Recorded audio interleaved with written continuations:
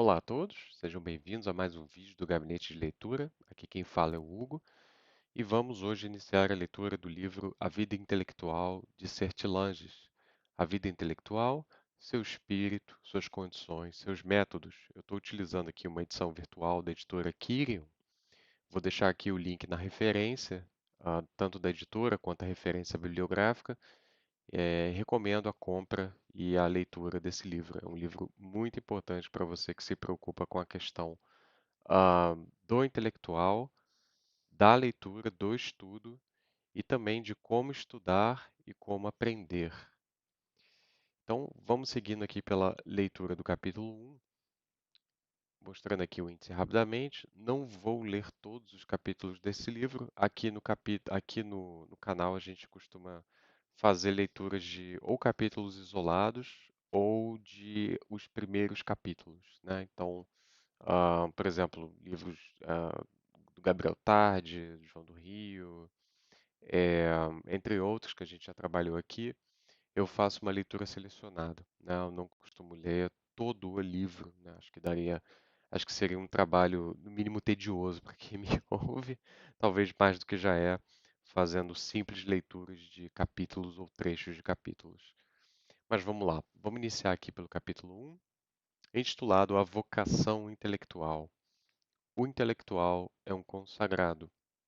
Falar de vocação equivale a designar os que pretendem fazer do trabalho intelectual a sua vida, ou porque dispõem de vagar para se entregarem ao estudo, ou porque, no meio de ocupações profissionais, reservam para si, como feliz suplemento e recompensa, o profundo desenvolvimento do espírito. Digo profundo para descartar a ideia de tintura superficial. Uma vocação não se satisfaz com leituras vagas, nem com pequenos trabalhos dispersos. Requer penetração, continuidade e esforço metódico. Acho que faltou uma vírgula aqui. Requer penetração, vírgula, continuidade e esforço metódico, no intuito de uma plenitude que responda ao apelo do espírito e aos recursos que lhe aprouve comunicar-nos. Este apelo não se deve conjecturar. Quem se aventura a um caminho que não pode trilhar, com pé firme, conte com antemão com decepções. O trabalho pesa sobre todos, e após a primeira formação sempre custosa, seria loucura deixar descambar o espírito na primitiva indigência. Uma coisa é a conservação pacífica do que se adquiriu, e outra coisa é retomar pela base uma instrução puramente provisória e que se considera simples ponto de partida. Este último estado de espírito é o de um chamado. Implica uma resolução grave, porque a vida de estudo, sendo austera, impõe duros encargos, paga e abundantemente, mas exige uma entrada de capital de que poucos são capazes. Os atletas da inteligência, como os atletas do desporto, têm de prever privações, longos treinos e tenacidade por vezes sobre-humana.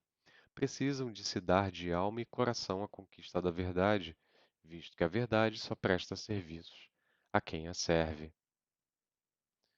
Gostei desse parágrafo, talvez com exceção da expressão atletas da inteligência. Me soou um pouco, não sei, talvez um pouco cafona, mas acho que a ideia ficou ótima. Tal orientação deve ser precedida de maduro e longo exame. A vocação intelectual é como as demais vocações. Está inscrita nos nossos instintos, nas nossas capacidades, em um não sei que entusiasmo interior sujeito ao exame da razão. As nossas disposições são como as propriedades químicas que determinam, para cada corpo, as combinações em que pode entrar. Não é coisa que se dê, vem do céu e da natureza primeira. O ponto está em ser dócil a Deus e a si próprio, depois de ter escutado estas duas vozes. Assim compreendida, a máxima de Disraeli, fazei o que vos agrada, contanto que isso verdadeiramente vos agrade, encerra profundo sentido. O gosto, que se encontra com correlação com as tendências íntimas, sai um CM, não, isso é um EM, que se encontra em correlação com as tendências íntimas e com as aptidões, é esplêndido juiz. São Tomás, afirmando que o prazer qualifica as funções e pode servir para classificar os homens, deve naturalmente concluir que o prazer também pode trair as nossas vocações. Mas é mister esquadrinhar até as profundidades em que o gosto e o ardor espontâneo se encontram com os dons e a providência de Deus.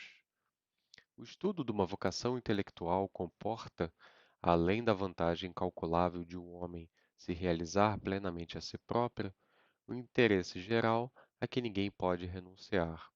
A humanidade cristã compõe-se de personalidades diversas, e nenhuma destas pode abdicar daquela sem empobrecer o grupo e privar o eterno Cristo de parte do seu reino. Jesus Cristo reina pelo seu desdobramento.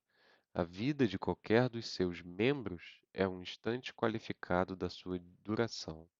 Qualquer caso humano e cristão é um caso incomunicável, único e, por conseguinte, necessário da extensão do corpo espiritual.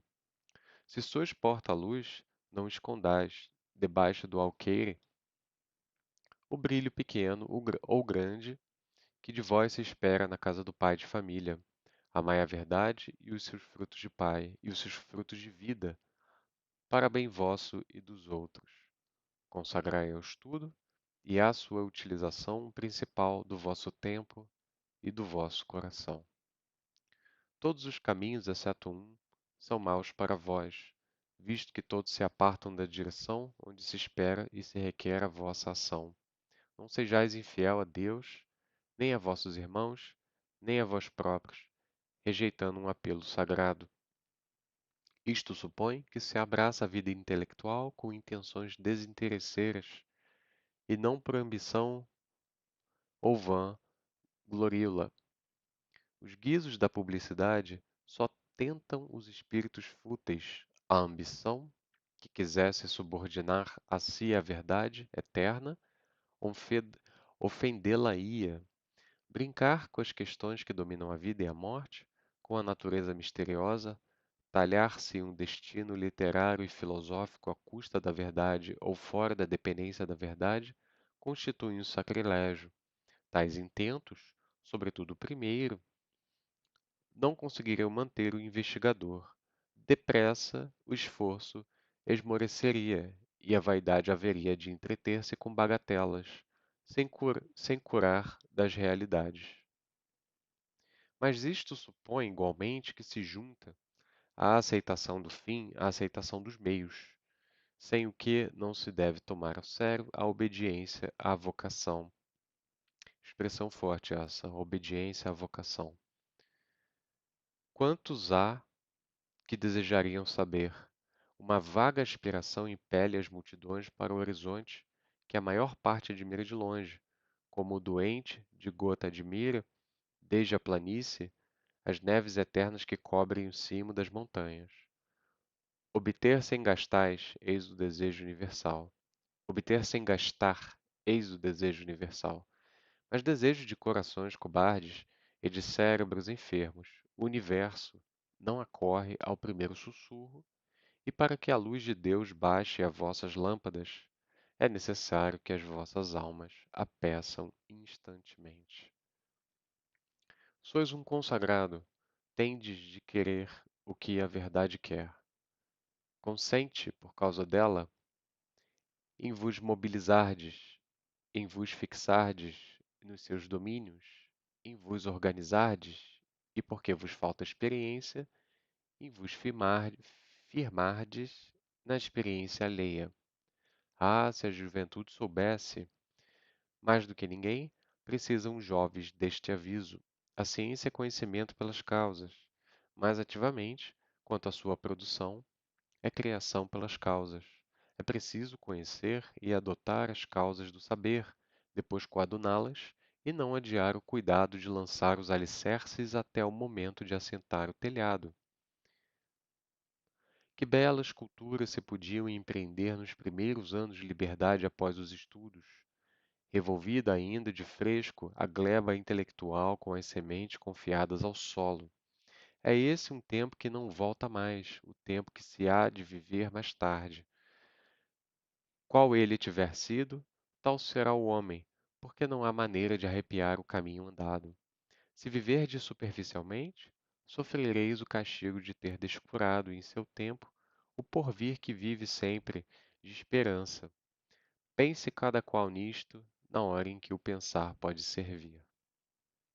Quantos jovens que nutrem a pretensão de vir a ser trabalhadores, malbaratam miseravelmente os dias, as forças, a seiva intelectual, ou não trabalham quando lhes sobra tempo de o fazer, ou trabalham mal, caprichosamente, sem saberem o que são, nem para onde querem ir, nem como se anda.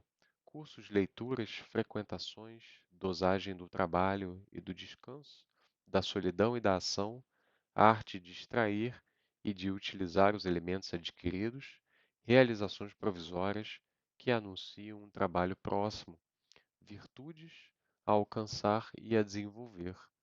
Nada se prevê, nada será satisfeito. Eu vou encerrar por aqui, já estou na página 10. Acredito que na próxima leitura a gente consiga finalizar esse primeiro capítulo aqui. Até a próxima leitura, obrigado pela sua atenção. É uma honra estar aqui com você fazendo essa leitura e até o próximo vídeo.